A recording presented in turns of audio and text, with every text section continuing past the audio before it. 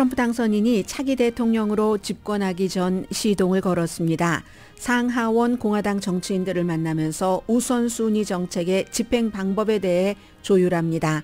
바이든 대통령이 나가면서 발효한 행정명령은 무효가 될 것이라고 말했습니다. 지금 말하려고 해서 기자회견을 하고 있습니다.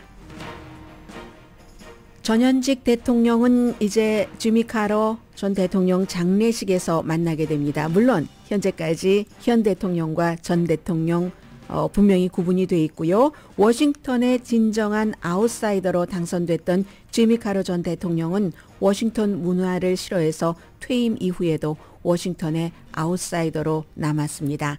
그러나 오늘부터 장례식이 치러지는 목요일까지 그의 시신은 워싱턴에서 국가와 국민과 작별 인사랍니다. 의회 지도부가 119대 회기에서 처음으로 시도할 법안은 불법 체류자 단속하기 위한 법안입니다. 절도와 같은 특정 폭력이 아닌 비폭력 범죄를 저지른 불법 체류자 이민자의 구금도 의무화하는 법안입니다. 프란치스코 교황은 트럼프 당선인의 추방 정책을 강하게 비난해온 추기경을 워싱턴 DC 대주교로 결정했습니다. 교황은 또한 수녀를 카톨릭 남녀 사제를 감독하는 부서의 책임자로 결정했습니다. 그러나 추기경을 공동 책임자로 옆에 뒀습니다. 메타가 팩트체크 프로그램을 끝냈습니다. 또 격투기 챔피언십 UFC CEO를 이사로 영입했습니다. 테크 업계와 관련 없는 CEO를 이사로 영입한 이유는 이 CEO가 트럼프 당선인과 친구이기 때문이고 사실 확인, 팩트체크를 끝내는 것도 트럼프 당선인과 잘 지내기 위해서입니다. 트럼프 당선인이 그린란드를 미국이 사겠다고 밝힌 지 2주일 만에 그의 아들이 그린란드에 도착했습니다. 당선인은 아들의 착륙 비디오 영상을 보여주면서 그린란드 매입 의지를 확인했습니다.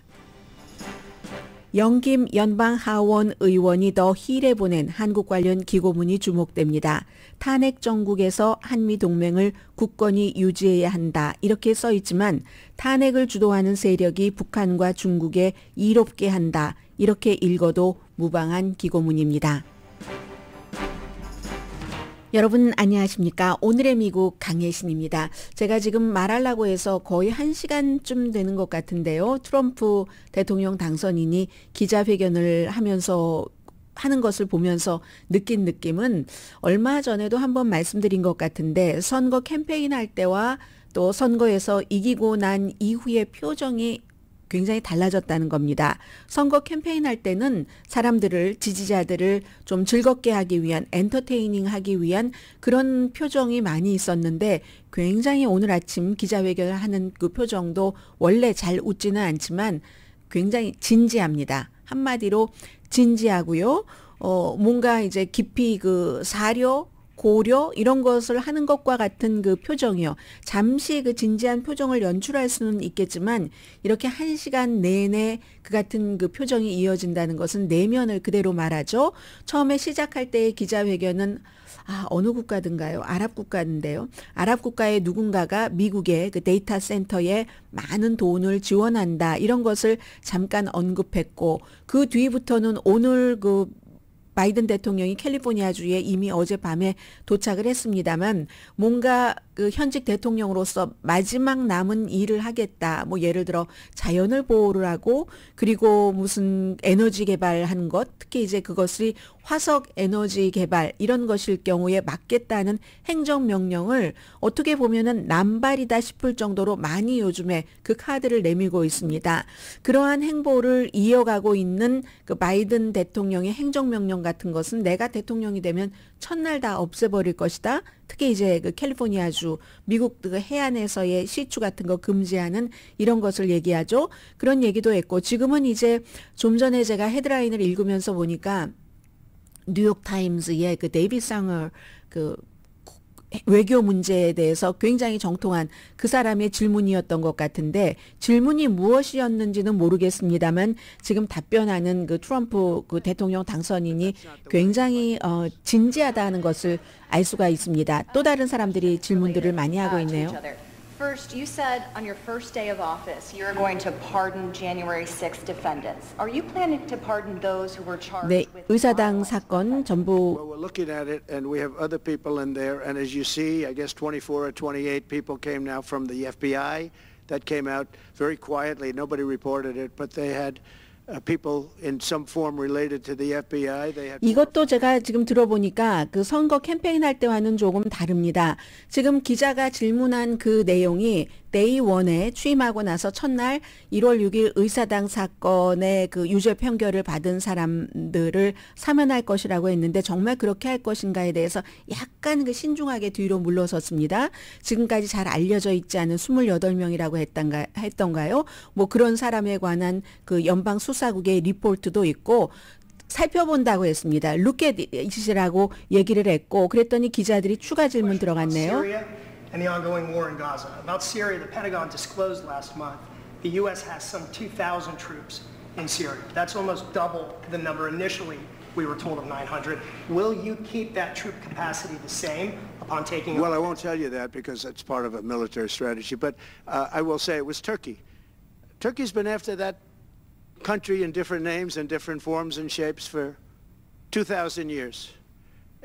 Those people. 네, 뭐 영어를 너무 길게 들려드릴 수 없기 때문에 제가 여기서 스탑을 할 수밖에 없는데 지금은 이제 시리아에 대해서 물어봤습니다. 시리아가 지금 바사르 알 아사드 그 시리아의 독재자가 쫓겨나서 그 국민에 의해서 쫓겨나고 러시아로 망명을 했습니다. 그리고는 지금 그 시리아에 주둔하고 있는 그 미군이라든가 그 시리아의 뭐 반군을 지원하는 여러 가지 그 미국의 어떤 것에 대해서 과거보다 늘어났는데 2배가 늘어났는데 그것을 계속 지킬 것인가 하는 질문에 대해서 트럼프 대통령 당선인은 이게 이제 그 국방에 관한 것이기 때문에 굉장히 조심스럽다 이런 비슷한 얘기를 했고 터키에 대해서 말합니다.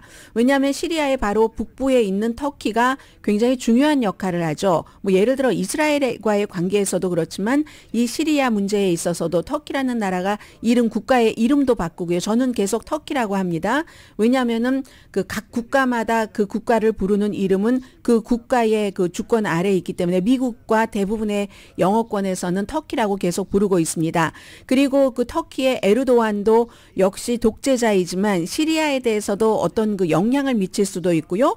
또 본인이 중재한다 이런 역할들도 많이 하고 있기 때문에 그 터키에 대해서 얘기를 한 것 같습니다. Steve, you've been working endlessly for months, and he's working specifically on the hostages, trying to get them back.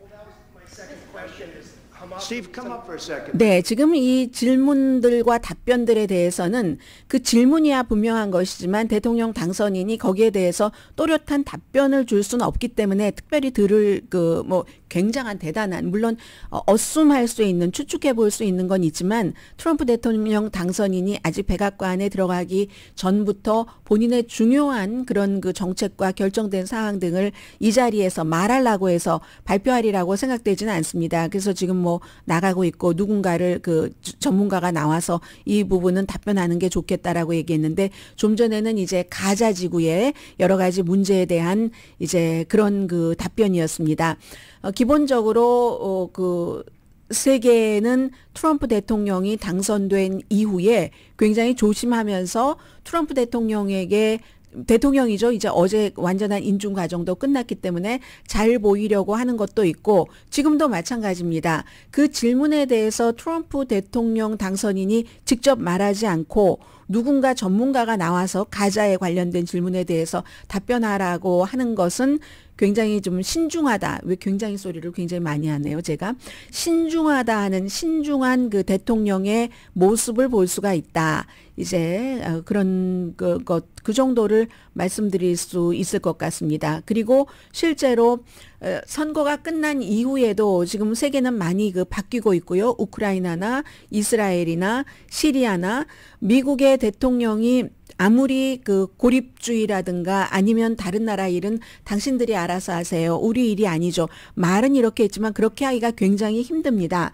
오늘 제가 그 터키의 어떤 신문을 보면서 자세히 말씀드리려고 하진 않았는데 참고 삼아 읽으려고만 했는데 여러분들께 이렇게 말씀을 드릴 수밖에 없네요. 세계 다른 나라에서 어떻게 보고 있냐면 트럼프 그 대통령 당선인은 우리는 그냥 우리대로 가겠다는 것을 선거 캠페인 당시에 많이 얘기를 했지만 좀 전에 이제 터키를 말했으니까 마침 제가 터키 신문을 읽어서요. 데일리 사바라는 신문의 그 중요한 인물 그 샬리 카야라는 그런 컬럼니스트가 트럼프 대통령 당선인의 두 번째 임기가 미국 외교 정책에 굉장한 그 변화를 예고하고 있긴 하지만 전통적인 미국이 이제 개입하고 또 어떠한 다른 나라에서 싫어하는 언어로 표현하자면 경찰 무슨 미국이 관리자냐 이런 그 패러다임 같은 것이요.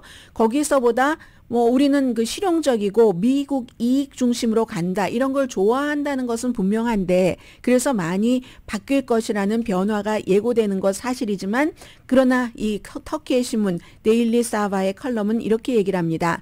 글로벌 갈등을 해결하는데 미국이 지금 이미 시리아 이스라엘, 가자, 러시아, 우크라이나에 뭐 많은 것이 개입돼 있기 때문에 그런 문제를 해결하는데 미국이 지금까지의 그 쭉 해왔었던 그 제도 같은 것들이 있잖아요. 제도라고 하나요? 아니면 다른 나라와의 관계, 국제 관계. 그 수십 년 이상을 해왔던 그 국제 관계와 제도에는 관성이 있다고 얘기를 합니다. 탄성이 있고 그리고 외교 정책에 대해서도 그 오랜 동안 해왔던 그 관성이라는 것은 확고한 영향력이 있기 때문에 트럼프 대통령 당선인이 아무리 우리는 우리끼리 가겠어라고 얘기를 한다 할지라도 미국의 역할을 재정의하기 전에는 그 제도적인 관성 또 기존 외교적 이게 기존 외교의 힘이잖아요.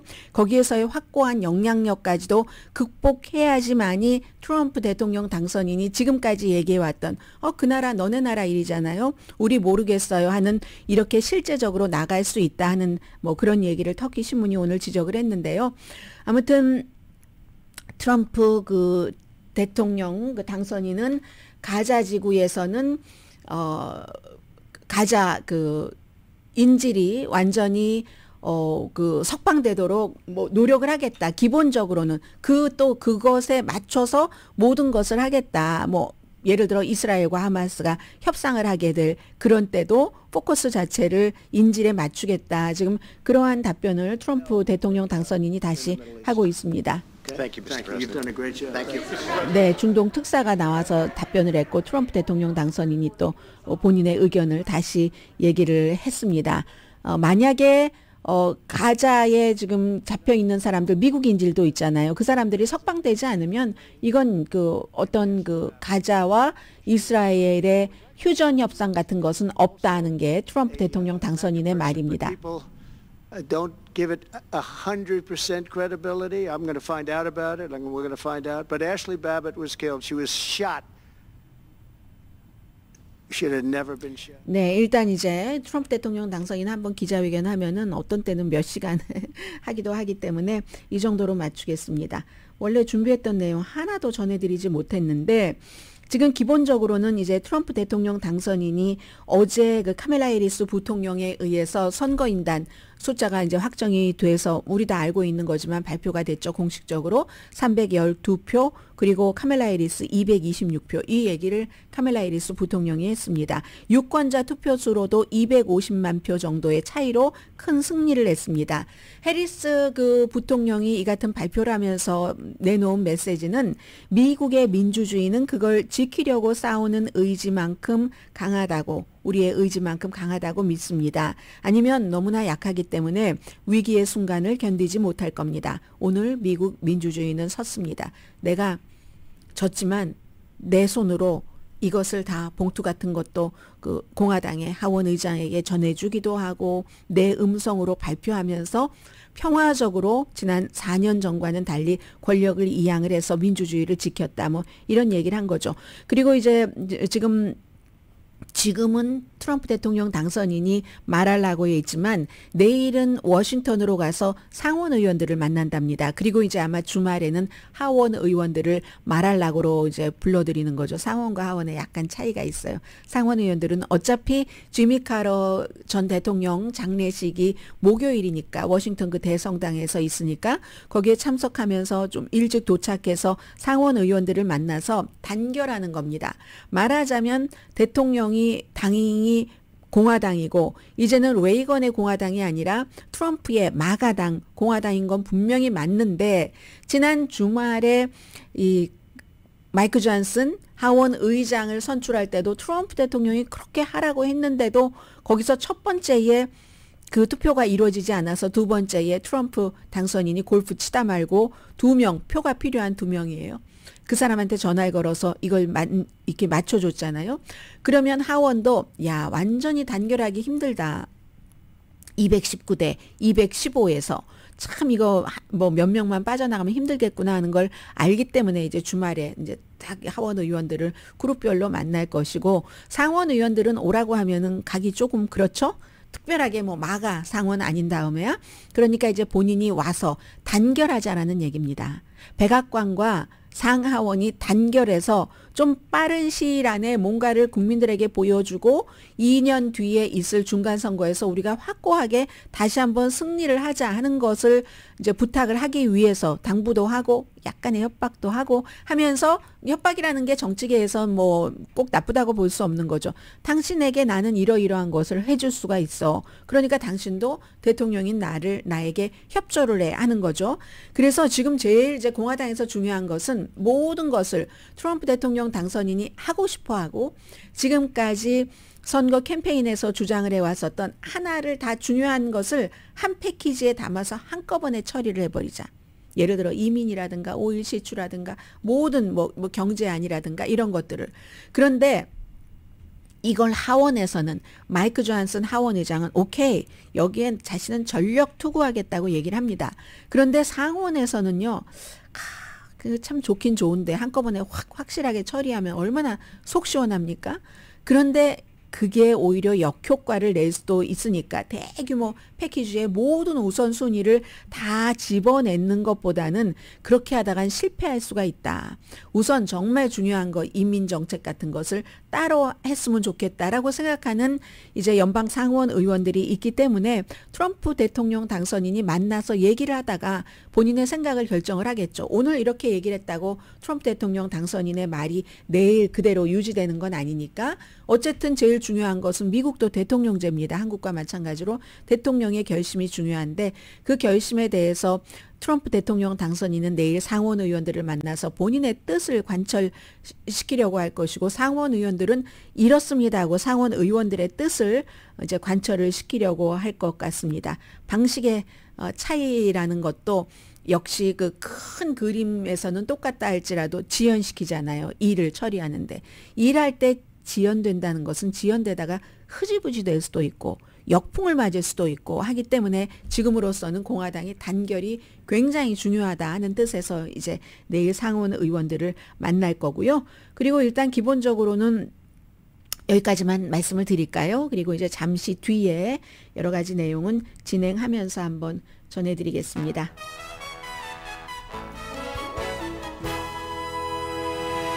이렇게 해서 한 번의 섹션을 전혀 예상하지 못했던 내용으로 채워버렸네요. 준비한 내용을 좀 축약해서 잠시 뒤에 전해드리겠습니다. 라디오 서울 방송 오늘의 미국 듣고 계십니다. 네, 좀 전에 그 트럼프 대통령 당선인이 얘기를 했었던 그린란드부터 좀 마무리를 하고 다른 뉴스를 하죠. 그리고 방금 전에는요, 그 얘기도 했습니다. 무슨 얘기였죠? 낫지. 일론 머스크가 아주 스마트하고 일을 잘하고 있다. 이런 얘기도 했고요. 또 캐나다에 대해서도 미국의 경제적인 힘을 사용을 해서 캐나다에 어떤 영향을 미칠 것이다. 이 얘기는 어제 그 캐나다 총리가 사임하겠다. 이렇게 발표를 한 뒤에도 캐나다가 미국에 조인해야 된다. 미국의 51번째 주가 돼야지 된다. 이런 얘기를 이제 그 트럼프 대통령 당선인이 했었거든요. 캐나다나 그린란드나 파나마 운하 이런 모든 것에 대한 것은 미국이 다른 나라의 어떠한 것에 개입하지는 않으면서 미국을 어떤 그 확장을 하겠다. 확장을 하는 건데 완전히 유럽 전역에 걸쳐서 확장하는 게 아니라 딱 이제 그 지구본을 이렇게 나눠서 그냥 유럽의 서쪽까지 그 북미, 남미 그리고 그린란드까지 캐나다의 약간 동북쪽에 그린란드가 있죠. 그리고 바다가 있고 유럽이 있는 거니까 거기까지 이렇게 가는 것으로 이제 트럼프 그 대통령 당선인이 파나마 운하는 미국 저 아래에 있으니까는요. 캐나다는 바로 미국 위에 있고 그런 것으로 보입니다. 그래서 경제적인 힘을 이용을 해서 뭐 캐나다에 영향을 미칠 것이다. 글쎄요. 캐나다에서도 어느 국가나 항상 뭐 미국의 속국이 될래 하면 아주 작은 퍼센테이지는 미국의 뭐 51번째 주로 편입하는 것도 괜찮겠어 하는 사람이야 있지만 대부분 이상의 캐나다 사람이야 어디 그럴 것 같진 않고요. 지금 트럼프 주니어가 아버지가 그린란드 그 섬을 인수를 해야지만 돼 안보 목적으로 이렇게 얘기하고 나서 2주일 만에 도착을 했는데 원래는 그 본인은 이렇게 얘기를 했잖아요. 그 본인의 팟캐스트를 찍기 위해서 하루 간다. 가서 이제 그린란드 관계자 안 만나고 누가 뭐 만나주겠습니까? 지금 완전히 지금 막 뾰족뾰족 화살이 다 솟아 있을 텐데 그런데 아버지가 본인의 그 트루스 소셜에 그렇게 썼습니다. 던 주니어 그 아들에 대한 애칭이요. 던 주니어와 나의 대표들이 라고 표현을 했거든요. 아버지가 타고 다니는 그 비행기를 타고 아들이 갔습니다. 그린란드에 착륙했습니다 하면서 비디오를 쫙 보여줘요. 착륙하는 그 장면에 비디오를 따로 촬영을 했습니다. 그래서 보여주고 아들이 이제 거기에 대해서 얘기하는 뭐 환영 분위기가 대단했습니다. 뭐 그리고 그린란드 뭐 자유세계는 안전, 안보, 힘, 다 그 평화가 필요합니다. 반드시 그린란드를 사들이는 이 거래는 성사돼야지 합니다 하고 마가 이건 이제 마가를 Make America Great Again에 여기에 다시 그린란드를 넣어서 Make Greenland Great Again 뭐 이렇게 얘기도 했습니다. 그래서 그린란드가 막 뜨겁게 다가오르고 있다고 하고 아들이 그런데 사실은 여기 정말 춥습니다. 이런 얘기를 하고 아름답습니다. 뭐 이런 얘기들도 아무튼 했고요. 여기에서 이제 좀 약간의 그 이슈가 생기는데 지금 덴마크령이니까는요. 그린란드가 뭐 한 인구는 5만 7천 명 되지만 땅은 엄청 큰 섬이고 그 면적은 큰 섬이고 하는데 이 섬의 총리도 그렇고 덴마크의 총리도 그렇고 덴마크가 코펜하겐에서 도움을 많이 받으니까요. 경제적인. 절대로 우리는 팔지 않는다. 판매 대상이 아니다라고 얘기를 하고 있습니다. 얘기를 하는데 덴마크 총리의 말이 약간 달라지고 있거든요. 예를 들어서 판매 대상이 아니다라고 얘기를 하면서 그린란드는 뭐 팔든 말든 그건 그 그린란드가 결정을 할 거죠. 그린란드 사람들이 결정을 할 겁니다. 이렇게 얘기한 것 자체에 대해서 그린란드에서 싫어합니다. 그린란드 총리는 아니 트럼프 대통령의 아들도 여기에 오고 이 상황에서 절대 안 됩니다라고 끝까지 해야지 그 덴마크 총리가 뭐라고 말을 덧붙였냐면요. 우리는 나토 그 동맹국인 미국과 긴밀한 협조가 필요하기도 하다. 이런 점도 강조를 했거든요. 그린란드 국민이 알아서 해야지 하면서 지금 이 덴마크령이니까요. 미국과 협조가 필요하다. 그럼 그린란드에서 볼 때 저거 뭔 소리지? 이렇게 얘기를 합니다. 근데 여기도 또 이중 복선이 있습니다. 덴마크 정부가 사실 그린란드를 우리가 살 필요가 있어. 뭐 전략적인 요충으로 뭐 미국의 뭐 우주 기지도 거기에 있기도 하고 또 뭐 러시아도 거기 호시탐탐 눈독을 들이고 있기도 하고 하니까 그 다음에 덴마크가 국방비 지출을 늘리겠다고 발표를 했잖아요. 그리고 덴마크 국왕이 프레드릭 10세 국왕이 왕실 그 문장이요. 왕실 그 문장에서 그린란드와 그쪽을 더 그 표현을 더 두드러지게 이렇게 변경을 했답니다. 근데 이건요. 어떻게 보면 이 트럼프가 그린란드 산다는 것에 대해서 반박하는 거야. 여기는 또 이중이 있답니다. 복선이 있답니다. 그린란드가 덴마크가 말이야 우리를 그렇게 확고하게 이렇게 하려고 하지 않는 것을 보니까 이거 우리 독립해야 돼. 덴마크로부터 독립을 해야지 돼 하는 그 독립운동 같은 것들이 일어나고 있으니까 아니야. 그린란드 너희는 우리 거야 라고 생각하는 것일 수도 있다고 하고요. 아무튼 그래서 이제 그리고 또 하나는 트럼프 대통령 당선인의 소셜미디어에 이런 한 사람이 그린란드를 다시 위대하게 만들자 뭐 이런 그 마가가 아니라 Make Greenland Great Again 이런 그 표시도 있고 뭐 누군지 모르는데 그린란드 사람이 빨간색 미국 그 마가 모자를 요즘 마가 모자 서울에도 많이 등장합니다. 특히 이제 윤석열 대통령을 지키지 않은 사람들이 트럼프 대통령이 뭐 좀 해주세요 하고 기대를 하고 희망을 하면서 그 마가 모자를 그린란드에서 쓰고 있는 이런 그 사람의 모습이 딱 등장을 했거든요. 그러니까 그린란드 사람들 가운데서도 이 트럼프 마가를 좋아한다는 것을 표시하고 싶었겠죠. 그리고 트럼프에게 그 사람이 그린란드를 사서 덴마크의 식민지로부터 해방을 시켜달라. 아니 이건 무슨 뭐 조선 이전에 뭐 어떤 시대도 아니고 삼국 시대도 아니고 그런 영상까지도 포함하는 것이 트럼프 대통령의 소셜미디어에 실려 있습니다. 그래서 이 남자가 누구냐. 막 그 신원을 찾았어요. 찾았더니 덴마크 언론이 보도하기를 6년 전에 마약 범죄로 징역형을 선고받은 사람이다. 그러나 어쨌든 여기서 중요한 것은 트럼프 대통령과는 아들을 또 앞세우기도 해서 그린란드 한번 툭 던져본 얘기일 수도 있지만 아직까지도 그럴 수도 있지만 이게 정말로 산다는 거야? 이런 생각을 이제 할 수도 있다는 거죠. 거기에 대해서 그린란드는 덴마크의 뭐 총리라든가 정치권에 대해서 좀 불만을 하고 있기는 하지만 덴마크에서도 보수당 정치인인 한 사람은 소셜미디어에 영어로요. 라스무스 야를로프라는 그런 분인데 차기 미국 대통령이 참 매우 아주 강한 그 동맹국에 대해서 이런 수준의 무례함을 저지르는 것은 정말 참을 수 없는 일이다. 이제 이런 얘기도 하지만 트럼프 그 대통령 당선인은 오늘도 강조를 한 것처럼 이 북미에서 지금 미국의 위에 있는 캐나다를 미국의 51번째의 속국으로 한다고 하고 그럼 그 속국에 연결돼 있는 그런 그린란드를 통하면은 유럽으로 가는 길이 이제 더 짧은 그 경로로 갈 수도 있고 전략적으로 굉장히 중요하다는 거고 거기에 있는 미국 그 우주 시설이 제법 그 규모가 크다고 합니다.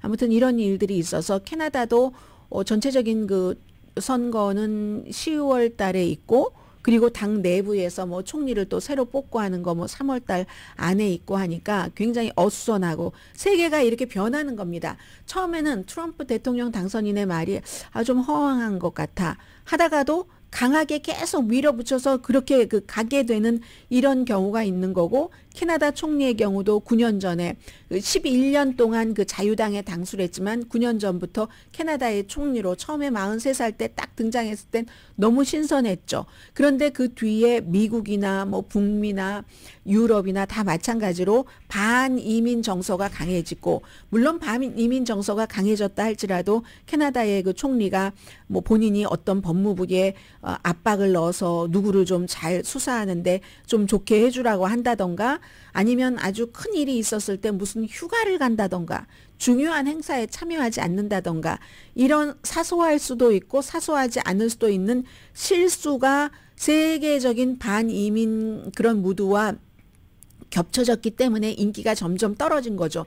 또 거기에 중요한 것은 물가가 많이 오르는 이런 것들도 있었고 해서 이 캐나다의 총리도 그냥 뭐 세계적인 뭐 반이민 정서 이런 것뿐만이 아니라 본인의 실책이 있었기 때문에 아주 이제 53살이 돼서 인기 없이 도저히 다시 그 당의 그 지도자가 될 수도 없고 총리 선거에서 지금 보수당과 20% 이상 차이가 나잖아요. 캐나다도 여론조사해 보면. 그래서 물러나는 이 상황에 트럼프가 딱 등장을 해서 캐나다, 그린란드 이렇게 가는 지금 이제 그런 상황이다라고 보시면 되고요.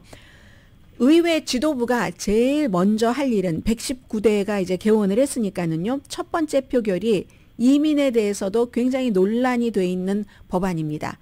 여기에는 민주당도 찬성표를 던지는 사람이 있을 겁니다. 왜냐하면 그만큼 캐나다, 유럽, 미국 다 마찬가지로 이민 이슈에 대해서 바이든 행정부 때에 국경 그 오픈했었던 이런 것들이 민주당 의원들에게도 굉장히 부담으로 다가오고 있는 겁니다. 그래서 이 법안은요. 브레이큰 라인리 법안. 뭐 이러면 여러분들 아시는 분들은 아실 겁니다. 지난해에 불법 체류자인데 간호사를 살해한 그 이름을 붙인 거죠. 거기 그래서 간호학과 학생 그 학생의 이름을 붙인 거죠. 불법 이민자에 의해서 살해된. 그래서 이제 이 법안인데 이게 중요한 건 불법 체류자가 큰 폭력적인 범죄가 아니더라도 절도와 같은 특정한 그 비폭력 범죄를 저질러도 다 구금을 해버려야지 된다. 그러니까 굉장히 일단 이민에 대해서 강하게 나간다는 그런 얘기를 하는 거죠. 이거 상원에서도 이거 하겠다. 표결 절차 금요일에 할 것 같고 하원은 아마 오늘 투표를 할 것 같은데 이 2024년도에 이미 한번 그 초당적인 지지로 하원에서 통과가 됐는데 이게 의회가 바뀌었잖아요. 통과가 돼서 의회가 바뀌었기 때문에 다시 한번 하원에서도 통과가 되고 상원에서도 통과가 돼서 통과가 되면 당연히 트럼프 대통령 당선자는 여기에 서명을 하겠죠. 서명을 하겠고요. 민주당은 이제 이민 문제에 대해서 점점 좀 서 있을 자리가 조금 약해지는 그런 거고 그러나 이게 이 같은 특정 이슈에 대해서는 또 지지를 받지만 너무나 가혹하게 하다 보면은 역풍을 맞을 수도 있습니다. 그 역풍이 내부에서 올 수도 있고 외부에서 올 수도 있는데 워싱턴 DC의 대주교로 트럼프의 비판자를 프란치스코 교황이 딱 선택을 해버렸습니다. 로버트 맥갤로이 지난번에 그 대주교는 75세로 나이 때문에 이제 사위임을 하게 되는 건데요. 그 사람은 바이든 대통령과 굉장히 그 이슈가 같은 특히 카톨릭의 대주교는 이민과 연관이 돼 있어서 카톨릭 신자들이 많잖아요. 그래서 이게 누구를 그곳에 갖다 놓느냐가 굉장히 중요한데 바이든 때는 바이든과 의견을 같이 하는 사람을 그리고 트럼프 때는 트럼프를 굉장히 비난해온 그런 그 로버트 맥갤로이 샌디에고에서 그동안 샌디에고 주교로 일을 했었거든요. 트럼프의 무차별적이고 대규모 추방 공약은 카톨릭 교리와 안 맞는다. 안 맞는다를 떠나서 딱 그 교황으로부터 대주교 이렇게 선택을 받았습니다라는 얘기를 듣고 한 기자회견에서 안 맞는 것뿐만이 아니라 카톨릭이 트럼프의 무차별적이고 대규모 추방 공약과 같이 갈 수가 없다. 그러니까 트럼프 대통령 당선인은 카톨릭과는 충돌을 하고 복음주의 기독교와는 굉장히 동지처럼 가깝고 그러나 또 낙태에 대해서는 트럼프 대통령 당선인이 그렇게 공화당에 낙태 절대 안 돼 하는 사람 입장은 아니기 때문에 좀 그 사이에 어디엔가 있는 것 같은데 이 로버트 맥갤로이 그 대주교는요 신임 이제 뭐 선서하고 하면 신임이 되겠죠. 이 사람은 샌프란시스코 출신이고 카톨릭 교회에선 당연히 이제 진보파고요. 샌디에고 교구가 생각을 해보시면 멕시코와 국경을 포함하고 있잖아요. 그래서 이 그 샌디에고의 주교로 일할 때 가족 분리 정책으로 트럼프 임기 초기에 그때 정말 갈라지는 이런 사람들 그로 인한 그 고통 이런 것들을 이제 누구보다도 이제 많이 봤던 그런 사람이고요. 이민 정책에 대해서 그 트럼프 임기 그 초기 임기 때도 엄청나게 비난을 했었고 카톨릭 신자들이 이민자들이 추방되는 것을 그냥 지켜봐서는 안 된다고 얘기를 합니다. 카톨릭 신자들이 낙태에 반대하는 것만큼 그 정도로 강한 입장으로 이민자들 추방하는 것도 반대를 해야지 된다 이런 얘기를 하고 있거든요. 아무튼 뭐 이런 얘기가 있어서 지금 그 트럼프 대통령의 이민에 대한 정책도 대부분이 뭐 국경을 더 닫아라 불법 체류자들 뭐 추방시켜라 하고 지지를 하고 있지만 이것도 이제 어느 선을 넘으면은 좀 힘들어질 수도 있다 이제 이런 말씀까지 드리고요. 영킴 의원의 기고문까지 전해드리려고 했는데 잠시 뒤에 뵙겠습니다. 자, 이것도 이제 큰 변화죠. 이 마크 저커버그가 완전히 무릎을 꿇었습니다. 메타가 팩트체크 안 한다. 팩트체크 프로그램 자체를 폐지했습니다. 그러면 이제 이거는 X와 마찬가지로 말 그대로 표현의 자유를 우리가 수용하겠다 하는 것인데 팩트체크를 했었을 때는 너무나 그 허무맹랑한 가짜가 특히 이제 어린아이들에게도 해를 많이 입히고 하기 때문에 팩트체크를 강화했었습니다. 그리고 이것도 이제 제3자에게 맡겼었는데 트럼프 대통령 당선인이 그 팩트체크하는 거 싫어하죠. 해서 거기 입맛에 맞췄다는 얘기입니다. 그래서 당선인의 백악관 복귀와 맞물려서 결국은 소셜미디어 팩트체크 검열이라고 얘기를 하죠. 멈춰라 하는 그 트럼프와 우파의 요구를 반영을 한 겁니다. 그래서 마크 저커버그가 오늘 이제 인스타그램, 페이스북, 뭐 thread 모든 뭐 수십억 명 사용자가 되겠네요. 영향력을 미치는 거 다 팩트 체크를 안 하는 것뿐만이 아니라 전까지는 뭐 이민이라든가 성별 이런 것과 같은 특정 주제에 대해서 어떠한 것을 뭐 제한하기도 하고 했거든요. 뭐 그런데 이런 것들도 다 없애버린다는 얘기입니다. 말하자면 뭐 어린이 성매매, 이런 뭐 마약, 사기, 그러니까 더 자유로 X의 모델로 간다는 얘기로 보시면 될 것 같습니다. 그리고 심지어 그 컨텐츠 검토 팀도 캘리포니아주에서 텍사스로 옮긴다. 이건 캘리포니아 하면 진보, 텍사스 하면은 완전히 보수잖아요. 그러니까 뭐 일하는 사람들도 그런 성향의 사람들도 많을 테고, 이 정도로 지금 노력을 하고 있다는 걸 보여주는 거고요. 그 점에 대해서 오늘 아침에 그 팍스 텔레비전, 팍스 앤 프렌즈 보니까 메타의 글로벌 정책 책임자 조엘 카플란, 새로 글로벌 정책 책임자가 된 사람이죠. 2018년부터 뭐 영국의 정부에서 일했던 사람이 닉 클레그가 일해오다가 대치한 겁니다. 이 사람 왜냐하면 조엘 카플란이 엄청난 공화당 그 유명한 그 사람이잖아요. 그래서 이 사람이 나와서 얘기하는 거 보니까 메타가 그동안 너무 그 뭐 검열을 지나치게 했다. 사람들이 토론하고 싶은 것 다 토론하게 하고 말할 수 있어야지 되고, 텔레비전에서 하는 일 소셜미디어에서도 다 할 수 있어야지, 이렇게 얘기를 했는데, 사실 텔레비전은 그래도 어느 정도는 뭔가 스크리닝이 되잖아요. 근데 소셜미디어는 개인들이 그냥 툭툭 던지고, 지금 영국과 독일에서는 일론 머스크 X의 사주가 영국에 대해서 엄청나게 거짓말을 마구마구 뿌린다고 영국 총리가 완전히 거기에 대해서 반기를 들고 반격을 하고 하던데, 그런 식으로 소셜미디어는 소셜미디어의 특징이 있기 때문에 어느 정도는 스크리닝을 해야지 된다는 것이 지난 4년 동안의 바이든 행정부의 입장이었는데, 그게 이제 지금 다 뒤집히는 거고, 알아서 법으로 만들어지기 전에 마크 저커버그 같은 그런 사람들이 알아서, 왜 알아서겠어요?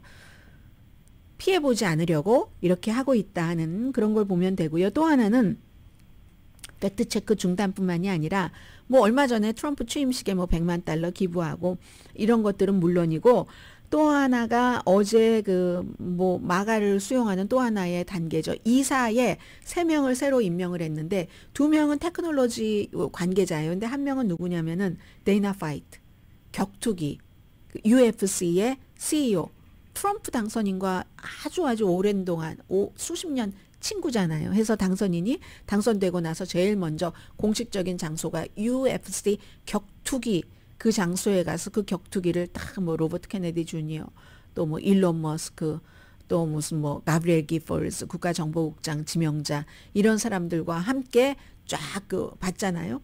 그 데이나 파이트하고 격투기 그 챔피언십의 CEO가 테크놀로지를 어떻게 알겠습니까? 이사로 딱 둔 거, 이거 제발 알아봐 주세요. 다른 사람들이 비난하는 것 같은 거 신경 안 쓰겠다는 뜻이고, 그런 뜻으로 지금 하고 있는 겁니다. 그런데 사실은 이 팩트체크라는 것을 하고 나서 미국에서도 그렇고 해외에서도 그렇고 실제 그 폭력으로 이어지는 것 같은 것도 막는데, 특히 유럽 같은 데서는 중요한 역할을 해왔고, 미국 내부에서는 실제 폭력으로 이어지는 것을 막는다기보다는 좀 허위 정보 같은 것을 막는데 역할을 했는데, 이제 미국은요 엄청나게 더 많이 많은 사람들이 이거 너 모르지 나는 알아 하면서 거짓을 뉴스인 것처럼 많이 퍼뜨리는 그런 시대가 될 것 같습니다. 지금 메타가 그런 일들을 하고 있다는 것을 말씀드리고요. 그 밖에는 세상이 지금 다 트럼프 주변으로 돌아가고 있어서 다 트럼프라는 중심적인 곳에 돌아가는 작은 별들이에요.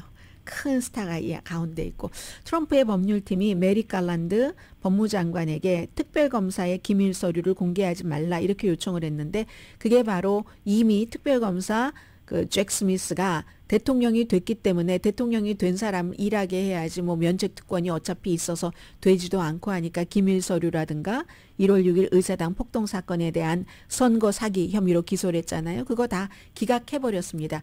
기각했는데도 불구하고 그거 아예 공개조차 하지 말아라 이렇게 얘기를 했는데, 원래 그 법에 따르면 연방 법무부의 규정이 특별검사 잭 스미스가 보고를 하도록 돼 있고, 그래서 아마 메리 갈란드 법무장관은 공개하지 않을까 싶은데, 어쨌든 트럼프 대통령 당선인은 그걸 하지 말아라 하고, 선거 공판이요, 뉴욕에서 있었던 그런 그 스토미 데니엘스에게 포르노 배우와 잠을 자고 돈을 주고 그게 이제 선거자금법 위반했다 해서 34개 형사법 위반 혐의로 배심원들이 유죄 판결을 내린 그것에 대한 선고 형량이 1월 10일 날로 돼 있는데 이거 연기해달라 하는 요청을 후앙몰천 판사가 거부했습니다.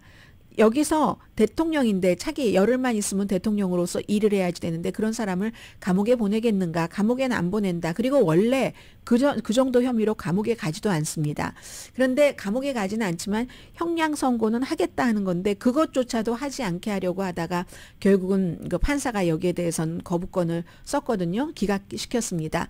그래서 결국은 이 케이스는 배심원들이 유죄 판결을 내린 것 그 자체가 트럼프에게는 벌이다. 거기서 더 이상 아무 벌을 받지 않고 배심원이 당신이 유죄야 라고 얘기한 것. 트럼프 대통령은 그런데 나는 그 여자와 잠도 안 잤다고 지금 주장을 하고 있거든요. 잠도 안 잤는데 뭐 13만 달러 주고 했었다는 그런 얘기를 하고 있고 그리고 이제 지금 바이든 대통령이 오늘 캘리포니아주에 오지만 바이든 대통령이 캘리포니아주에 와서 하는 얘기가 뭐 무슨 주목을 받겠습니까? 나가는 대통령이 뭐 해안에 2.5 평방미터 내에 오일과 가스 시출을 금지한다. 이거 이제 트럼프가 즉각 없애버리겠다 하는데 근데 이거 그렇게 즉각 없애기가 쉽지는 않겠다고 전문가들이 보고는 있는데 그리고 또 바이든 대통령은 의료 빚이요. 그 메디컬 빌 이것을 크레딧 보고서에 포함시키는 것을 금지한다 하고 있는데 또 이것도 모릅니다. 트럼프 대통령 당선인이 대통령이 돼서 일을 할 때 이걸 어떻게 뒤집을지 알 수 없이 지금 바이든 대통령은 계속 주말에도 보니까 막 조지 소로스 같은 사람 매달 주고 힐러리 클린턴 같은 사람 왜 제가 이렇게 표현하냐면 공화당에서는 최대의 적으로 보니까 이런 사람들 메달을 주고 막 리스 체니도 그 전에 다른 메달을 주고 이건 자유의 메달과 이거는 그 시민 프레지던셜 시리즌 메달이었고 이런 메달을 주고 해서 다르다는 걸 보여주는 겁니다. 메달을 주는 사람. 대통령은 트럼프 대통령은 과거에 대통령이었었을 때 자유의 메달을 러쉬 림보 이런 사람들에게 줬잖아요. 그래서 러쉬 림보가 막 너무 감격해서 막 울고 뭐 그 사람도 이제 세상을 떠났지만 그런 일이 있는데 완전히 지금 이제 미국은 어나더 전혀 다른 이제 그 4년이 시작이 된다 하는 건 말씀드리고요. 잠시 뒤에야 이제 영킴 의원의 기고문을 조금 중요한 부분만 발췌를 해야지 되겠네요. 변호사를 이재용 변호사로 바꾼 게 제 인생에서 가장 잘한 선택이었습니다. 교통사고가 났을 당시에 정황이 없어 되는 대로 변호사를 구했는데 아는 분이 큰 사고니까 이재용 변호사를 찾아가 보라고 했죠. 수많은 승소의 기록들이 증명합니다. 최선을 다해 도와드리겠습니다. 대형 교통사고 전문 이재용 변호사 그룹 213-383-3838 213-383-3838 신용과 전통에 믿을 수 있는 한미보험에서는 종업원 상해, 사업체, 자동차, 건강 등 모든 보험을 보험료는 더욱 낮게 보상은 충분하게 만들어드리며 정확하고 신속한 전문 서비스를 받으실 수 있습니다. 안전하고 행복한 미래 한미보험이 함께합니다. LA 윌셔와 하버드, 플러튼, 비치와 오렌지 또 323660,000번 든든한 보험 한미보험. 건강은 예방과 조기 진단이 최선의 방법입니다. 한인 의료진이 가장 많은 믿을 수 있는 최고의 의료진으로 구성된 서울 메디칼 그룹이 최상의 의료 서비스로 어르신들의 건강을 돌봐드립니다. 미국 내 유일한 한인 소유 대형 종합병원 할리우드 차병원이 100주년을 맞이했습니다. 환자 중심 케어 철학으로 더욱 건강한 미래를 만들어가는 할리우드 차병원은 최고의 의료진과 첨단 시설을 갖추고 한인타운 10분 거리에 있습니다. 할리우드 차병원은 서울 메디칼 그룹과 함께합니다.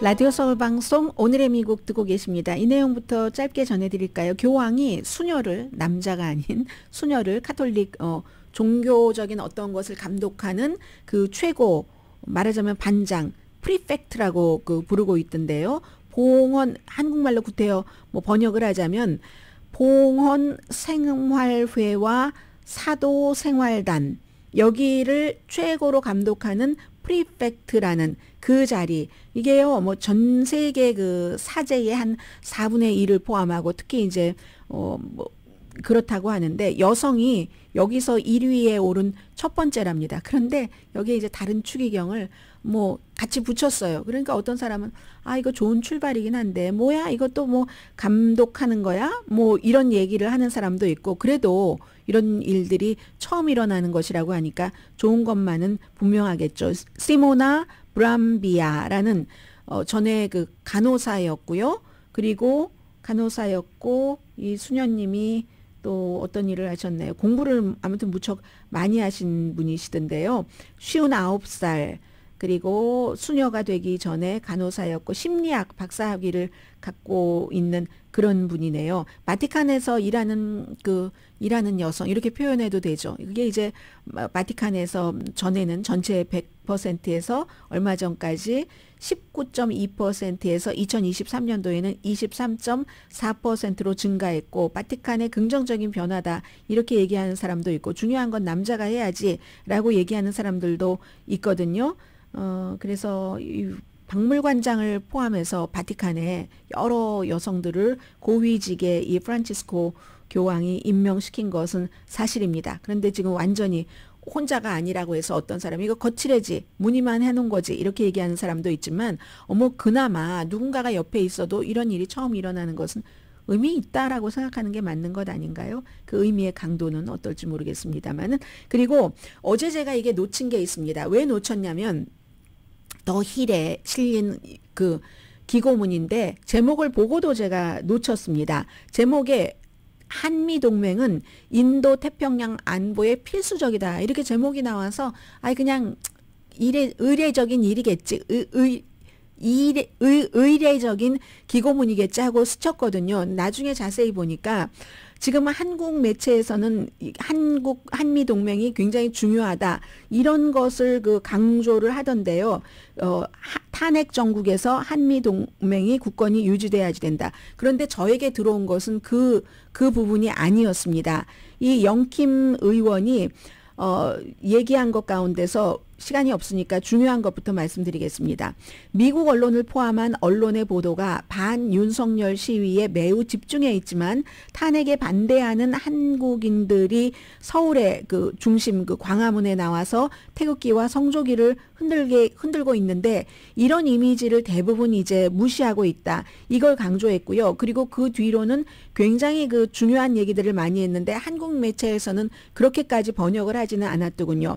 그런 세력들, 탄핵을 주도한 세력을 특별히 무슨 당 이런 걸 언급하진 않았습니다. 북한의 완전하고 검증 가능하고 불가역한 비핵화와 북한의 기본적인 인권이 존중되는 것을 확실히 하기 전까지 제가 영김 의원이 계속 일관되게 비관해온 한국 전쟁을 종전 선언을 공식적으로 추진하는 그룹이 바로 그 그룹이다. 이건 안 된다. 이런 얘기를 했고요. 그리고 또 역시 한국에서 대통령 탄핵을 주도한 세력을 포함한 일부 그룹은 동맹과 한미일 3자 파트너십을 약화시키려고 굉장히 노력을 하고 있다. 그래서 이제 그런 상황에서 중국과 북한의 힘이 굉장히 커질 것이고 이게 위험해질 것이다. 그러니까 이런 상황에서 한미 동맹이 더 강화돼야지 된다. 이런 내용들이 있는데 제가 지금 소개해드린 것만 그렇지 정리해 놓은 것이 꽤 길어서 많이 말씀을 못 드렸는데요. 어쨌든 탄핵 주도 세력은 북한과 중국을 이롭게 한다. 쓰기는 더 힐의 제목 자체는 한미 동맹은 인도 태평양 안보에 필수적이다. 그러므로 미국이 지금 한국의 이런 사태에도 주목을 해야지 된다. 이렇게 써 있지만 읽기는 탄핵 주도 세력은 북한과 중국을 이롭게 한다. 이렇게 읽어도 무방할 것 같은 어쨌든 영김 의원의 개인적인 생각을 담은 기고문이었습니다. 오늘의 미국은 전문가가 추천하는 이민법, 가정법 전문 재인정 종합법률사무소, 총 20억 달러 승소, 교통사고와 상해 전문 브라이언 타필라와 CG 변호사 그룹, 집용자 홈에퀴리 라인업 크레딧, 급한 하드머니도 정말 쉽게 잘하는 융자 나라, 세계 최초 AT와 인공지능 마사지 체어 디오스를 사이프러스 카우나 본사에서 체험하세요. 카우나 마사지 체어 공동 후원이었습니다. 10시에 브라보 마이 라이프 방송됩니다. 네, 오늘부터 이제 목요일까지 지미 카러 전 대통령의 시신이 의사당에 로스앤젤레스 시간으로 낮 12시경이면 의사당의 의원들이 이제 전부 마지막 페어웰 이제 추모하는 그런 모습을 보일 테고요. 12월 29일에 100세 나이로 조지아주의 고향에서 이제 숨진 지미 카러 대통령입니다. 의사당에 안치가 되고요.